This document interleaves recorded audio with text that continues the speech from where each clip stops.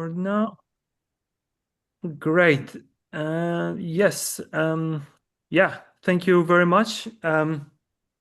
Hello, everyone, and welcome to this Q&A webinar for the Battery Swap AI 2026 Challenge. Thank you for taking the time to join us. My name is Kushtrim Visoka, and I will be hosting today's session. The purpose of this webinar is to give you an overview of the challenge, explain the competition setup, and answer any questions you may have before participating. I'm also pleased to see that several of the members of the scientific committee are joining us today and will be able to take part in the discussion and answer any of your questions.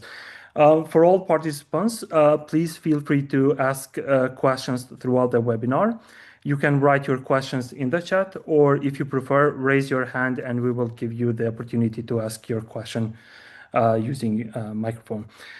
Before we begin, I would like to invite the members of the scientific committee and the sound sensing team to briefly introduce themselves. And then after that, after the introductions, Jan from Sound Sensing will present the challenge and walk us through the details of the competition. Jan, perhaps we can start with you first. Hello, thank you. Yeah, my name is Jon. I'm the CTO and head of data science at Sound Sensing. So we have provided the data set and for this challenge. Great. Fadi. Yeah, my name is Fadi Al-Matshot. I am an associate professor at Data Science Department at NMBU. Great. Maybe Ibrahim, you can take the word. Yes, thanks a lot for this invitation from Fadi. And my name is Ibrahim Hamid, and I'm working as a professor in AI and robotics at NMBU. And I'm leading also robotics group. Yes. Guide, maybe a few words. And yes, I'm Geir. I'm from Nora as well, a colleague of Kushtrim. And one of my responsibilities is to manage the journal Nordic Machine Intelligence, which is where the publications resulting from this challenge will be published. And yes. I'll be the contact person for that. Yes, and I just saw that Mina is in the attendees. Mina, if you can join now.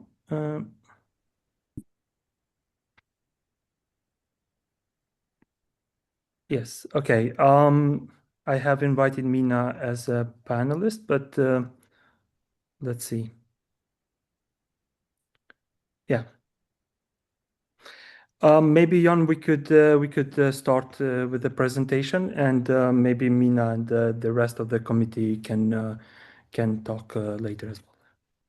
Yes. Okay. So yeah, thank you so much for the nice welcome and very clear. So and thanks everyone for participating. So the agenda, as you mentioned, we will introduce the challenge. We give some details about the dataset, task, and evaluation, the ones that are clear now. But just as important here is that you guys get the chance to ask questions so that you understand the challenge better. And also we will collect these questions and prepare a frequently asked question so that everyone in the challenge will understand it better. So please put questions in the chat as we go, and we will do a round at the end. So to introduce the challenge, we at Sound Sensing, we provide condition monitoring systems for HVAC, so ventilation, cooling, and heating in commercial buildings. So commercial buildings are buildings such as offices, schools, shopping centers, etc. And they have a operations team that is responsible for managing that building, including the technical equipment such as HVAC. So we have a system based on vibration sensors that measures the assets of interest. For example, here is shown an air handling unit. That's the key part of the ventilation system. And we put sensors on the exhaust fan, the supply fan, on the heat exchanger by standard, maybe some other components as well.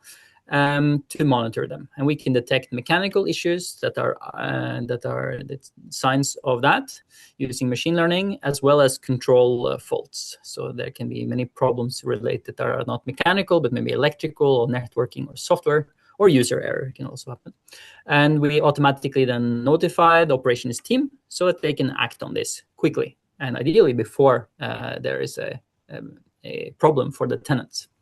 And this solution has been in the market since 2023. And now we were monitoring over 1,000 air handling units across all of Norway, and we are also a little bit in Europe now. So that's the context that we come from. And one challenge in this kind of area, which we believe is also representative for many other companies and research in general, is that we have replaceable batteries, and they have a finite lifetime. And that means that you have this many thousands of batteries out in the field, and they need to be replaced. So in the usage scenario, this is the responsibility of the individual building operators. So it's not such a big problem for them. But if you think about the big problem, if you think about managing the entire fleet across all buildings, that's a rather big problem, which is very interesting from a kind of machine learning, data science, and logistics perspective, or operations research. There are many fields that come into this. And this is representative for many other IoT applications. And it's also an analog to predictive maintenance itself. So because we have the batteries can be seen as a repairable but degrading asset, battery life will go down over time. And the system needs to estimate asset health and then help with planning and logistics. And this is, in a sense, very similar to what would actually be the case also, for example, for a pump or a ventilation fan, etc. So there are some interesting crossovers there, we believe. So that's why we have released this data set and this challenge. And the big picture is like, when should we replace which batteries when we think about the whole fleet? Practical organization on the timeline. Nora is the host of the competition. We're very thankful for that collaboration. And then we have a scientific committee as well. We've launched it. You are now in the webinar. There will be a deadline for registration. So important, make sure that you register if you're not already. And if you have friends or others that you think should register, make sure that you register.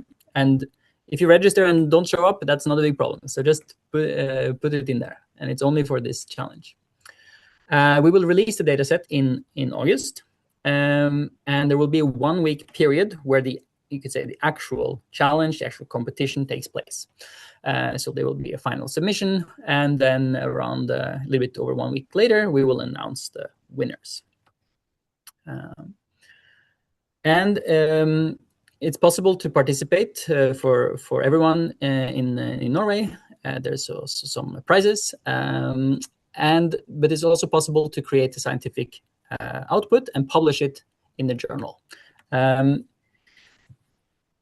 If there are questions on this, I think this will be addressed to Geir and Fadi, who will be leading this work. So over to the task and data set.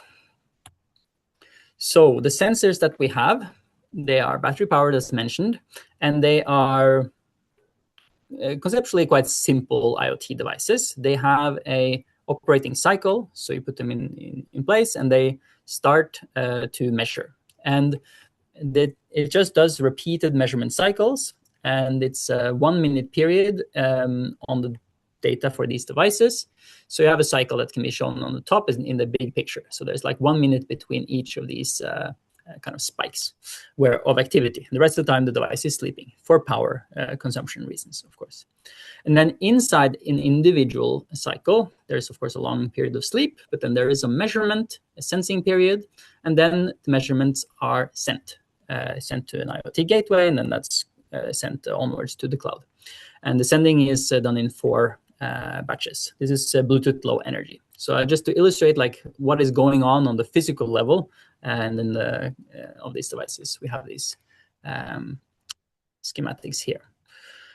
And there's around 2-year battery lifetime of the devices in this data set. Now we have a more modern device. So since a bit over 1 year now, which has 4 years battery, but it's around 2 years for the ones in question here. The battery type is a non-rechargeable one. It's a coin cell, so it's rather small, and it's lithium manganese dioxide, which is common for all these CR type prefix batteries. And the capacity of those, it has a nominal capacity. There's of course production variation in that capacity. There is shelf life, so they will degrade even if it's not used a little bit. They try to minimize that, of course, but it does cause variation as well. And when you place it out, the capacity will also depend on temperature, which you see the curves at the top. And there is, of course, a difference in power consumption. In our case, power consumption should be relatively constant given the sensor schedule between all devices, but there will, of course, also be variations there due to production. So these things combined causes this to be a non-trivial problem. And also the numbers, the graphs show here are averages of a typical case. So real IoT data is much more noisy and variable. Here you see some actual data. So the time series data in this data set will have battery voltage and temperature as the two columns of interest. And of course, there is a time component.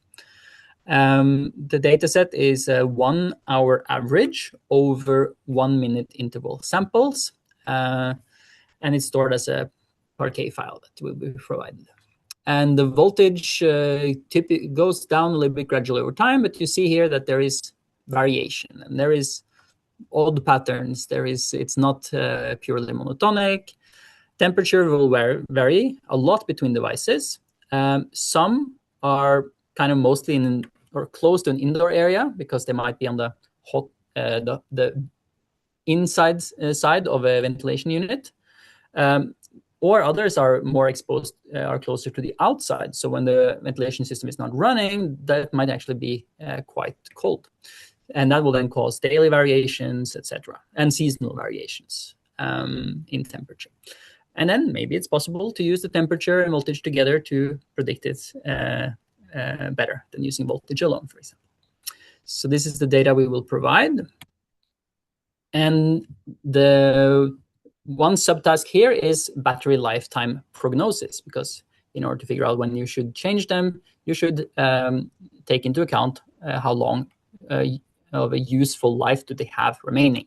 So remaining useful life is a standard task in prognostics, which is here applied to battery. So you will get the time series. The training time series we will have all the way to the cutoff point, or where it's considered end of life. But for the evaluation series, that will not be visible to you. So you will need to estimate from the last data point, predict into the future how much remaining useful life is there. And there is uncertainty here, so it might be wise to model this as some kind of distribution, but it's up to you. But conceptually, you want to find this point where you can no longer use it. And of course, if you overestimate the remaining useful life, then you might replace it too late, and you will cause downtime. So the system is not functioning because it ran out of power. As on the other side, if you underestimate the remaining useful life, you will replace the system too often, so you will over-maintain. And this costs as well. And in addition to the time series information, there is location information. So the devices are spread all over Norway, primarily in the southern part of Norway. But there are considerable travel times between different buildings.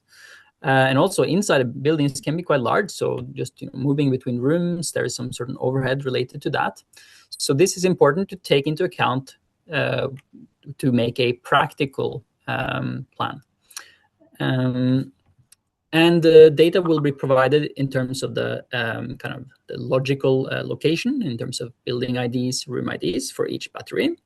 There are typically, let's say, 3 to 10 batteries per room, and maybe 1 to 10 buildings per, 1 to 10 rooms per building.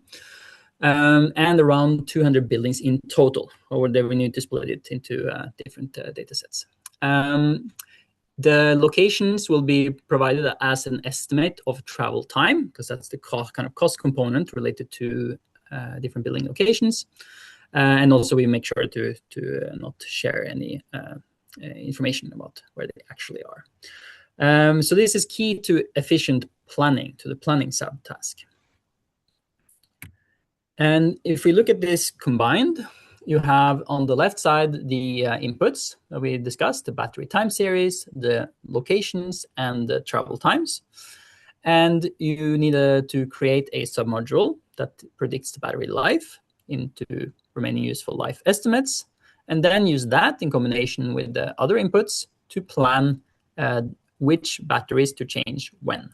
And this, the output that your system needs to provide will be a data frame or a CSV, which has the day and then an ordered sequence of operations. So on first day, I will go and switch this battery and then this battery. And of course, they are in different locations, and this will be taken into account in the cost evaluation. So let's to get this order list is the purpose of the overall system. And then we will provide a evaluation function that will take this work plan in combination with the data that we have around the true end of life times for the batteries, and compute the score, which will be some sort of estimate of the total hours that has been spent. And the goal is, of course, to have the lowest amount of resources spent and hours spent. So the cost model, this is a little bit up to not fully finalized yet, but it will contain components such as it takes time to change each battery. That's the useful work, you could say, that's called wrench time often in planning and logistics. And then there are the other components which also take time. You need to change between different rooms. You need to change between buildings. And you need to travel between locations. And there is practical considerations like a single person should not work more than an 8-hour day, and definitely cannot work more than a 24-hour day. So there is some constraints there, soft and hard. And we will set factors on these to that are realistic, but also make the problem interesting. And then consequences for misprediction or misplanning. There will be a penalty for replacing too early, because that's represent missing an hour of the reduced from the ideal lifetime of the asset. And there will be a penalty for replacing too late, which represents downtime.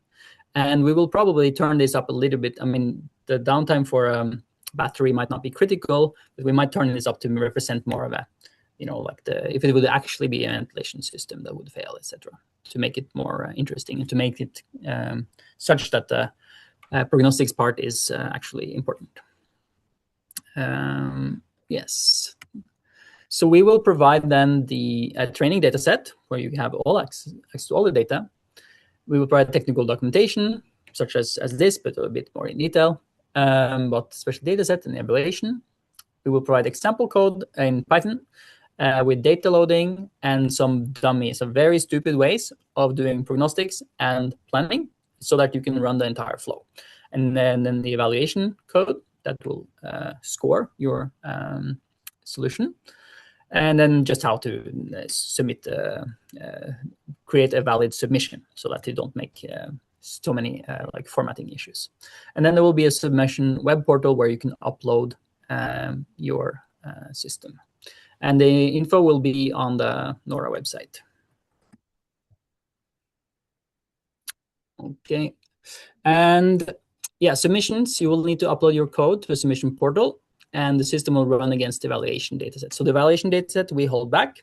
So there will be a public evaluation, which is used for a leaderboard, which will be updated when you submit. And then there will be a hidden evaluation, which is not used for a leaderboard, but will be used for the final scoring. And we will make sure that these are as comparable as is realistic and possible, while still having good variation so that the solutions are scored based on a good estimate of generalized ability. And that's all I had before the questions and answers.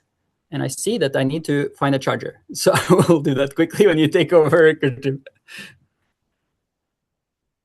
You're muted.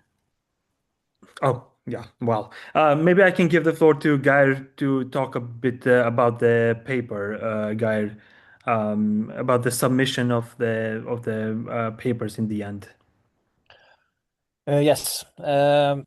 So I think, is it correct that they will be submitted alongside with uh, the the competition results? We haven't asked them to submit that with the competition results. Okay. I think it's optional. Okay. But if they want to publish the article, then they are free to do so, and Yeah, but encouraged, of course. the scoring of the winner is not based on the paper. Is that correct?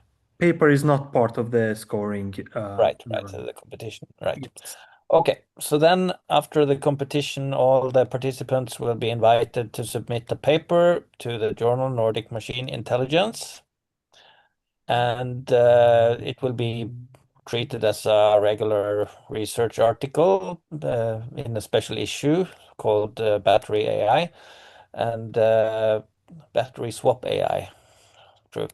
And so this issue, I would prefer to have a invited guest editor, which I think will maybe be you, Fadi, if that's interesting for you. Yes, and the other committee members. Correct. Yes, that's great. So is it true that you have a list of reviewers ready to review these papers? Right. Yeah. Right. This is perfect. So then everything will probably go rather smoothly, and so we can talk about that later. But there's nothing more to this than a fairly regular peer reviewing process and publication in a special issue. I guess we set some page number limits to the papers and ask for short papers. Perfect. Thank you, Geir. Yes. So now it's the floor is open for questions.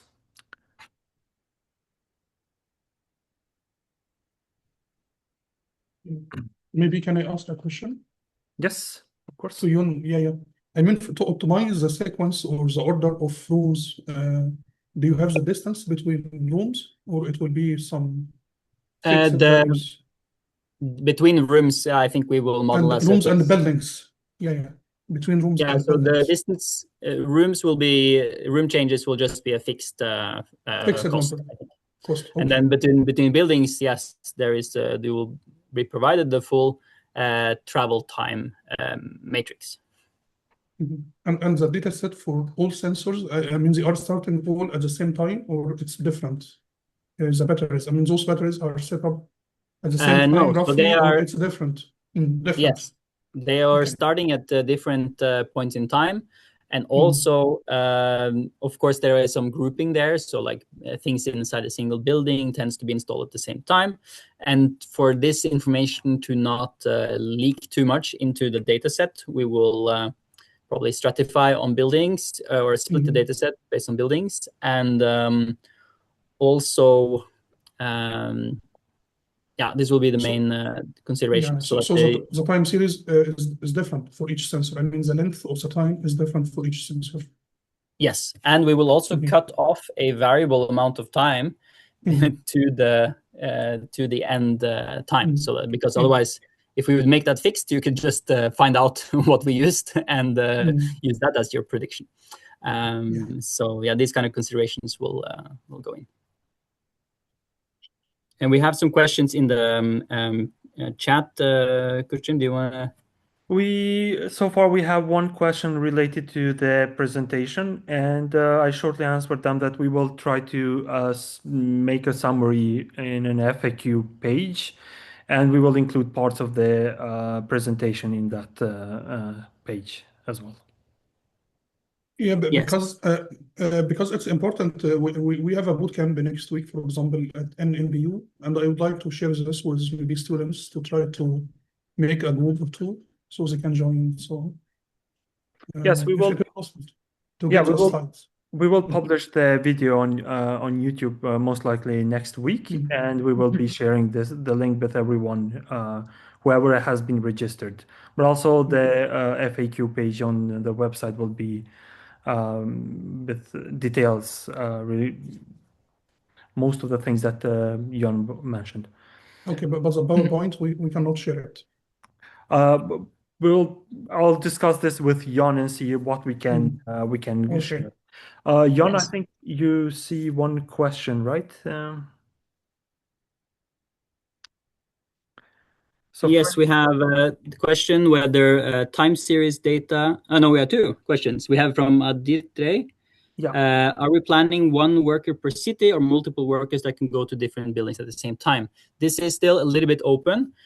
We need to look a little bit on the difficulty because if you have enough workers, then the problem becomes very simple. You can just send them out everywhere. So there will be some restrictions on the number of workers that can operate concurrently and on the number of work hour days in total, at least. We'll see if that is sufficient to kind of constrain it to an interesting problem. If we need to constrain it further, then there might be some restrictions like maybe it could be a part-time worker. So like you can only spend, let's say, 10 hours per week because there's the devices will be spread out over time naturally. And if that natural spread is too long, then it becomes very simple again to solve even with a single worker because there's a few thousand devices, which is a fair amount, but not not 10,000, not crazy. So yeah, so details will we have to locked, and in general we will publish more details as we decide them up until the dataset release, which will be in August. So that was that question, and then there is from Merv. So the time series data only consists of voltage and temperature. Do we have other information regarding battery types, their ID, etc.? Well, the time series only voltage and temperature, yes. You can, if you would like, use the information about the battery type. It's the same battery as specified in all the devices, at least to our knowledge. This is something where the same battery might actually be a little bit different in terms of production batches, etc. There will be a battery identifier for each, but it's not. It should not be particularly meaningful to use the battery identifier itself, because then it wouldn't generalize to new unseen batteries or unseen sensors with batteries.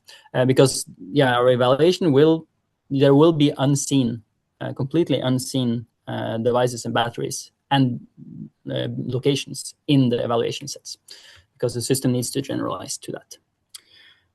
And any comments on that?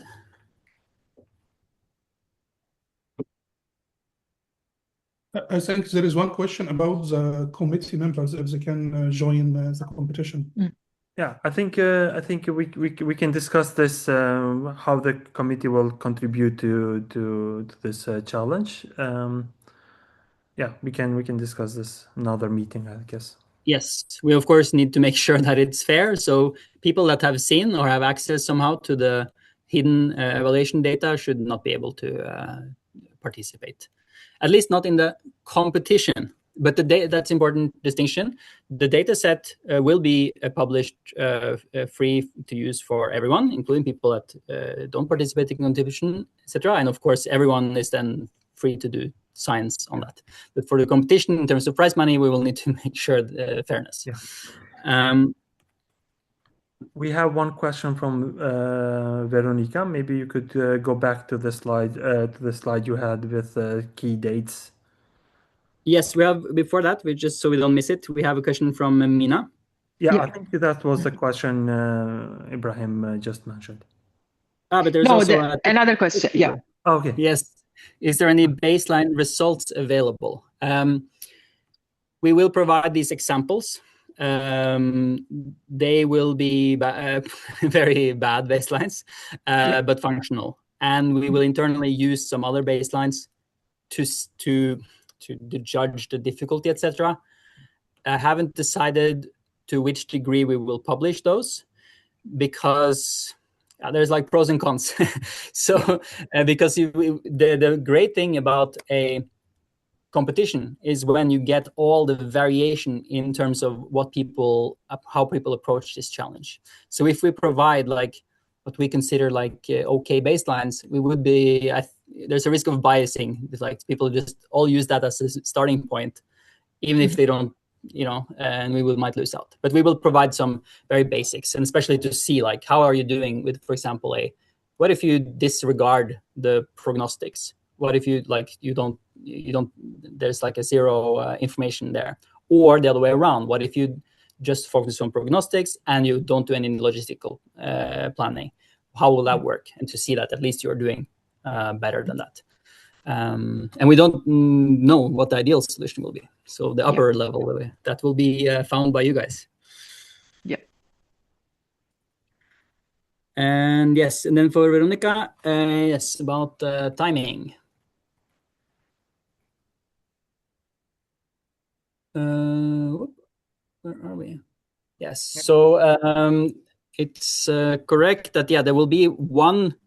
Well, you can start developing solution now. You've gotten some information about the problem, but you will need to find some proxy data or etc.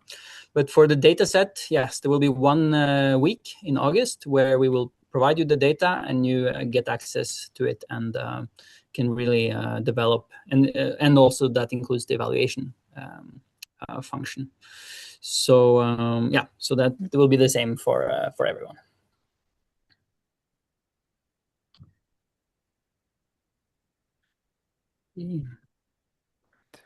Do we have more questions? Maybe someone take the mic.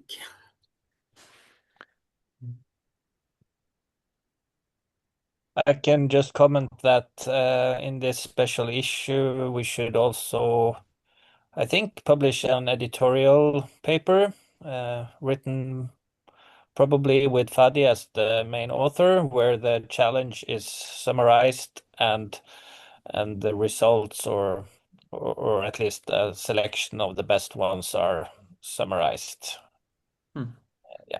Yep. I'm happy to contribute to that as well. And we got more question here from Veronica. Will the penalty for early and late replacements be the same? Probably not. In practical impact, downtime is usually much more severe than replacing something too early. So there's a natural asymmetry there, and we will try to respect that kind of logic to make it realistic as possible. There is a question from Kartik, who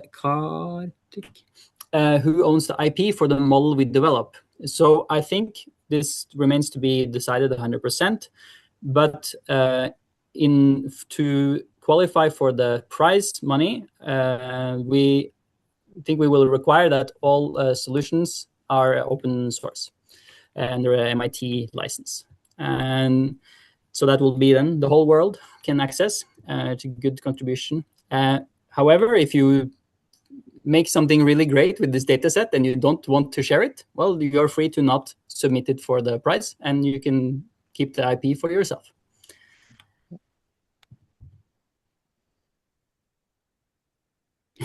So we got thumbs up for open source software here. Very good. Great.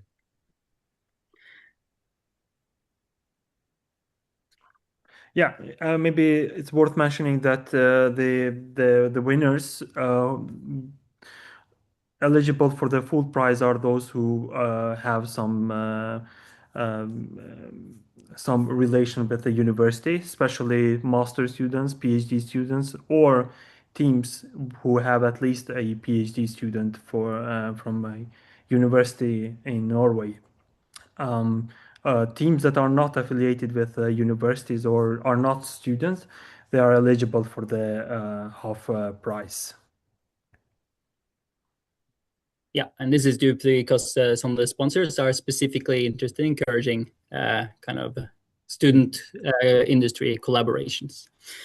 And also in general for the prize money, you need to be a Norwegian resident, and this just has to do with practical things around taxes and sending money to people. Correct. And do you know how much is the price? Yes, so Yeah. the first price for the winner it's 40,000 kroners, and for the second winning team is 10,000 kroners. That's always if it's a full price. Yeah, and we also got the question: what if a team member is a postdoc or researcher at the university?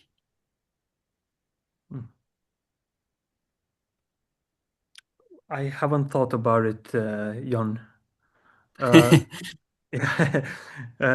Guy, perhaps you were more involved with the research school, and maybe this something that goes within the research school realm, so to say?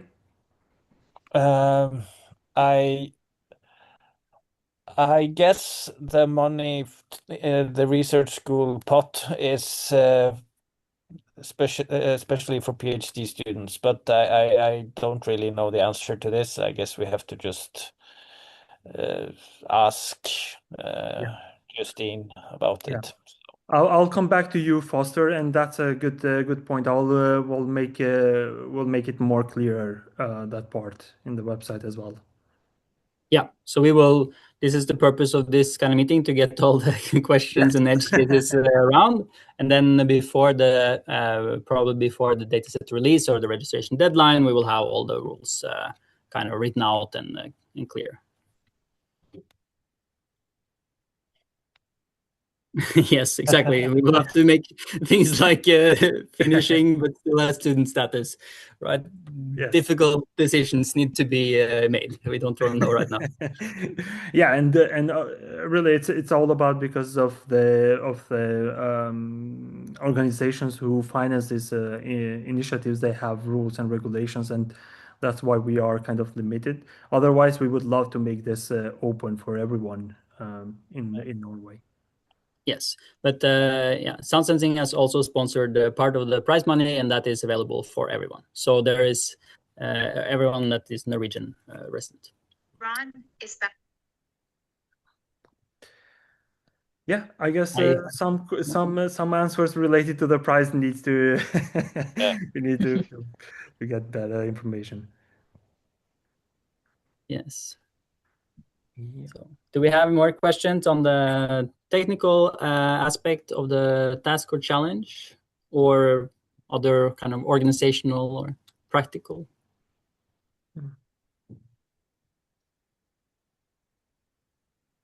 Or on the scientific publication part, for example? Mm.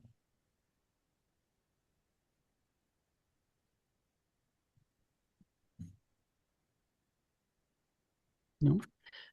Seems maybe not, but just shoot in. What do you think, Kustrim? Do we have more things that we want to cover? I think we covered almost everything that I think, or everything that I think of. Yes. Okay, Yeah, great. I can last comment. We recently had this published issue called Wind AI from a previous data challenge, and that can provide some guidelines in terms of Mm. how the typical papers will look. Mm. I'll make sure to include that in the FAQ page so that participants can have an understanding of that how that goes. Yeah, I think that's great. And then with very important is that everyone will need to register so that you get to be notified when the dataset is released and you get access to the dataset.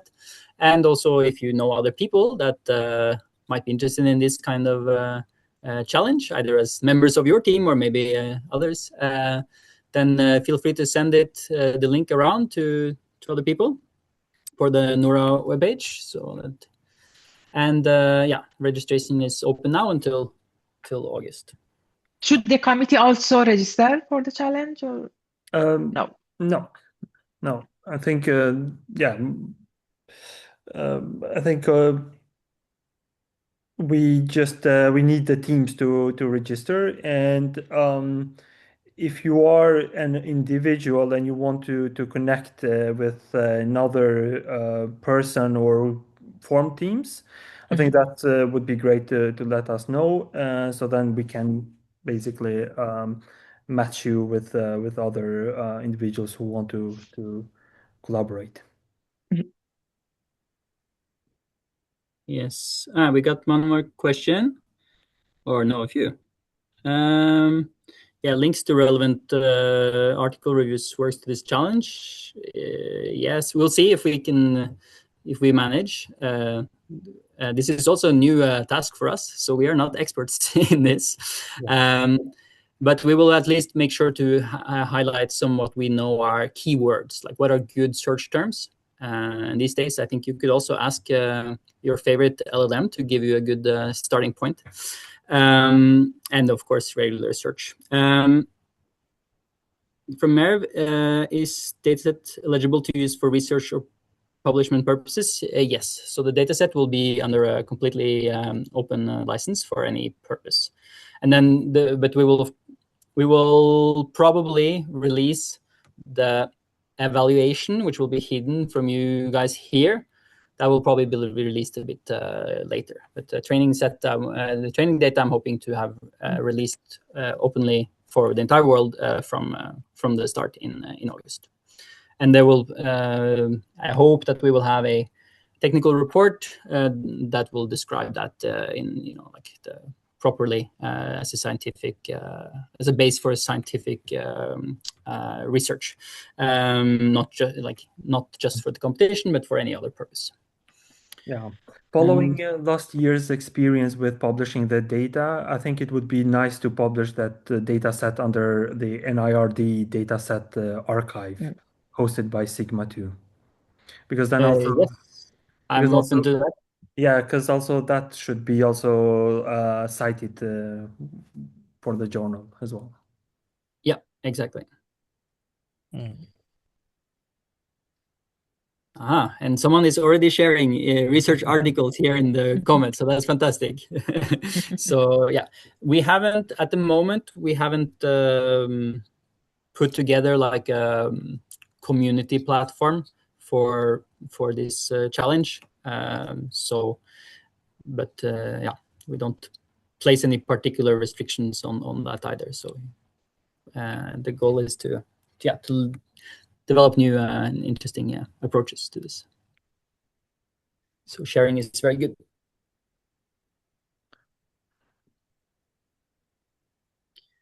Great. Any other question? Yeah, I think it's just a suggestion. If people want to maybe start early, maybe they can search for public data sets and they can start building something closer.